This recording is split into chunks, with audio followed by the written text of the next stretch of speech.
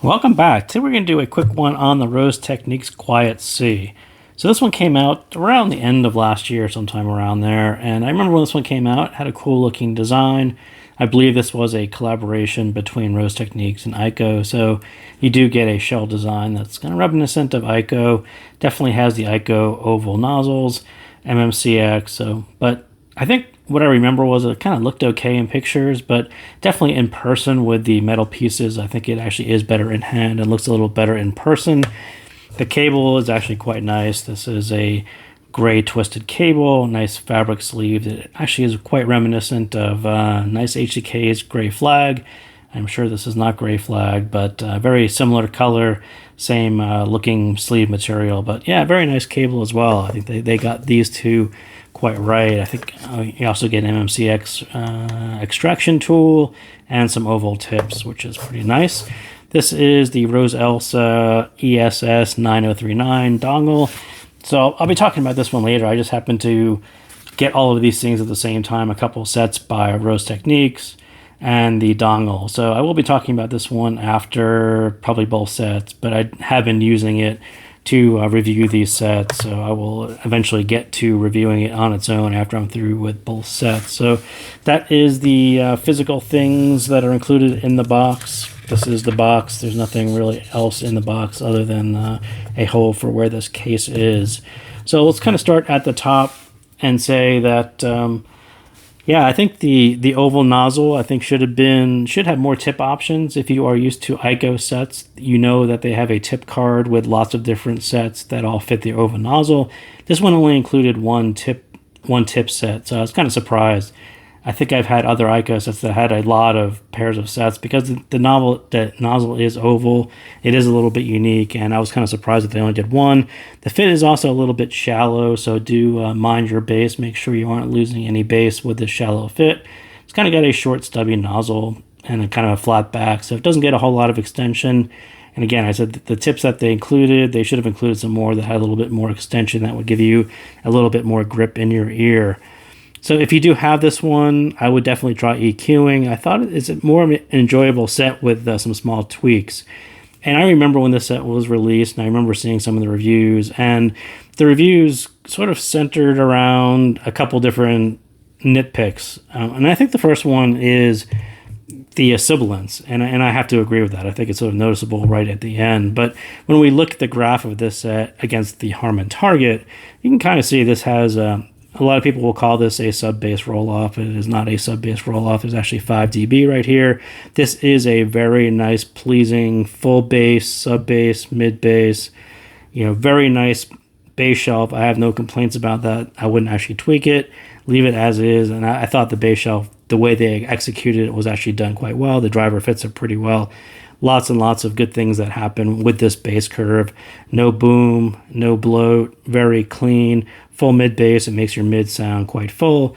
Lots and lots of good stuff that happens with this style bass shelf, so I do think that they nailed that quite well. Then when you get into the upper mids and lower treble, you can kind of see they've got quite a few peaks here. And if you are using EQ, I would definitely say you can drop the 2K by about 2 dB. You can kind of see exactly where the Harman target hits these. That's probably about 2 dB. Same thing on the 5K, drop that about 2 dB. But the one that's going to be more noticeable for you is the 7 or 8K, whichever one you have in your EQ. Do drop that by 2 or 3, and you'll immediately hear better treble. I think I would call it refinement. There's not this ragged edge to it or that sibilance to it, especially if you're listening into female vocals. You definitely notice that sibilance there, and you just drop it a couple dB and that just goes away. And then you can kind of go back and refine these two bits to your ear. Again, don't touch the bass, the bass shelf, because that will, when you actually drop these, this will become more present and more full, a little bit more impactful. Drop this, the treble becomes smoother and more actual extended. Everything kind of falls in place, and you can hear more of what is there. And it's actually a very nice set. I think a lot of people who reviewed it and said it was a nice set, I think they're right. I think in retrospect, this was a better set than it reviewed, mostly because a lot of people just reviewed it as is, and it's a little bit peaky there in the treble, but get rid of all of that stuff, and it ends up a very nice set.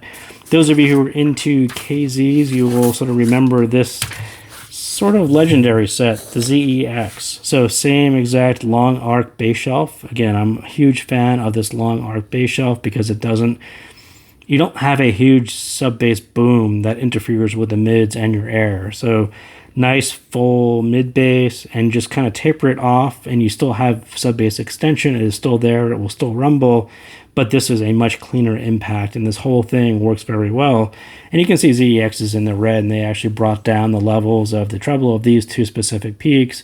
This one, again, on KZ had to be dropped as well, but kind of the same amount of air. But that'll give you some EQ ideas as well as to where KZ put kind of a very similar tuning, but they had dropped it below the Harman target as opposed to Rose Techniques, which is floating just above it. You know, the middle line between the two is probably the right one. So, but I thought it was interesting. As soon as I see this bass shelf, I tend to think about ZEX and wonder why KZ hasn't gone back and revisited that bass shelf. So, again, like I said, the bass shelf is great. No, it's not rolled off sub bass. There's still 5 dB there, but you need to get the fit right. Again, shallow fit is going to lose bass really quickly.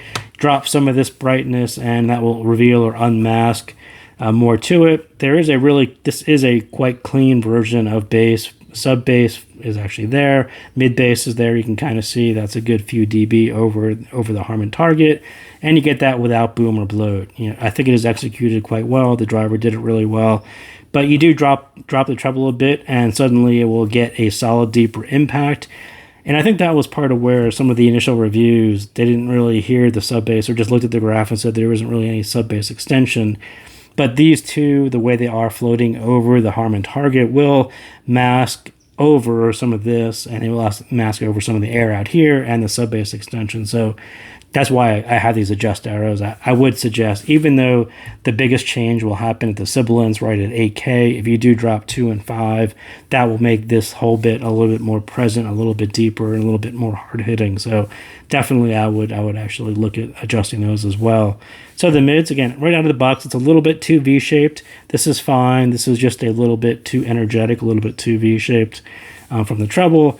It's too upper energetic, and I think the driver is not the most resolving, so it really needs balance rather than forcing detail with the peaks. And that's exactly what they did here. You can kind of see this bass shelf works really well, but it doesn't work well with a bright signature because this will mask over a lot of what's happening here. So this really needed to be almost where ZEX was actually pretty close to where it should be. And as I said, if you can actually draw a line between them, that's probably exactly where it should be.